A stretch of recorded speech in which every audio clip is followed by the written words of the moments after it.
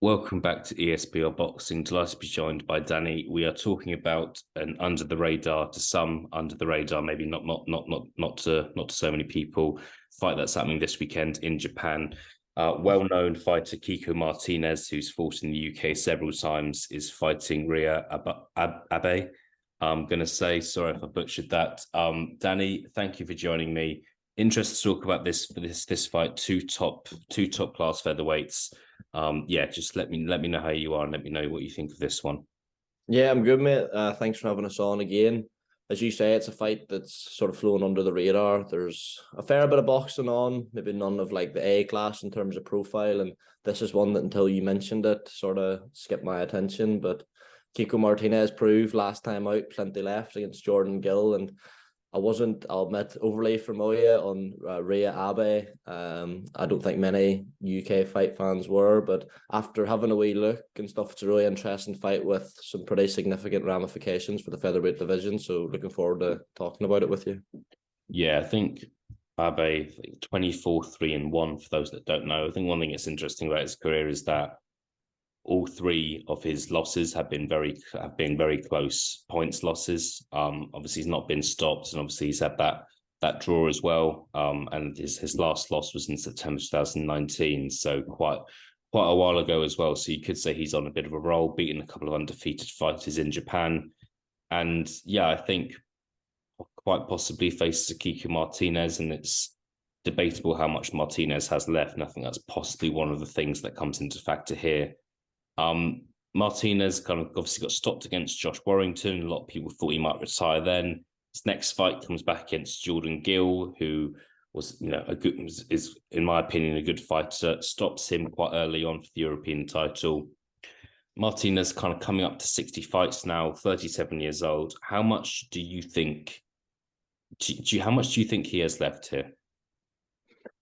You have to go off. I know he's 37, which is like 40 something for a featherweight, but you have to go off sort of what you've seen. And that Jordan Gill fight, he looked to have plenty left. Like he gave Jordan Gill a good first round, but after that, Martinez gave him a bit of a pasting, if we're being honest. Like there was a lot of knockdowns, fight arguably could have been stopped before. So obviously, once you hit 37, there probably can be a steeper decline over a shorter period of time. But going off what we've seen, I think, whilst he's obviously not in his prime as a featherweight in 37, I think Martinez is just, he's at that level now where if you're a world level featherweight, you'll beat him. But if you're not, you'll have a really, really tough night. And he's like the perfect gatekeeper for that division, I would say. So he'll ask a lot of questions of Reiya Abe, definitely. So I'm looking forward to it. I think he's really in the fight from obviously limited knowledge of the opponent. Yeah, no, it's an it's a very interesting one. I think Abe's 30 years old, so had around half the amount of fights that Martinez has had.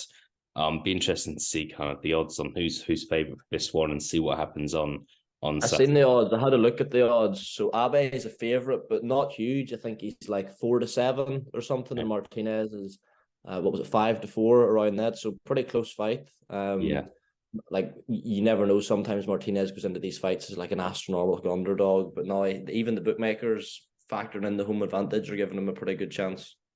Interesting. I think worth knowing, like, out of his last four wins, Martinez has won three of them by stoppage as well. So he might not looked in. So he's quite a big puncher if you consider kind of what he's done over his career, but in particular against Yep. Jordan Gill, and obviously that stoppage against Kid Galahad, which people won't have forgotten about as well. Just I think kind of my final question here, Danny, is the featherweight division. It's a high class division in my opinion. We discussed Robbie Ramirez winning over the weekend a couple of days ago. Mauricio Lara is rematching Lee Wood in a few weeks' time. Lopez is going to Ireland to face Conlon. Ray Vargas is the other champion. We obviously know more about Martinez than Abe here, but what kind of impact can Martinez have against the champions here? Because if he wins this fight, that will be kind of one of the questions asked. He'll put himself into that mix of possibly facing one of the champions towards the end of the year. Yeah, so I had a look. So Abe is ranked seventh with the WBO, and obviously Ramirez has just picked up that title. the ratings would obviously need to be adjusted for that. There's a couple of fighters who are ahead of Abe who like won't be called as mandatories, like Michael Conlan's one, for example, who's obviously fighting for it.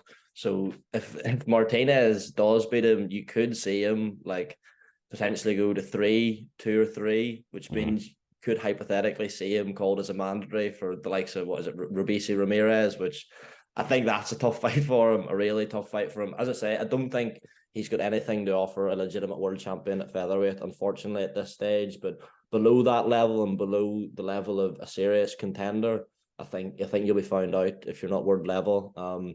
Some European champions are better than others. Like Avanesian's another one I would factor in as like a good European champion who, if you beat, you're getting on the world level. And I think Martinez, even at 37, is still there. But I think in terms of like another world title shot, given the champions at featherweight are strong, really strong at the minute, I think that's maybe a step too far for Kiko at this stage.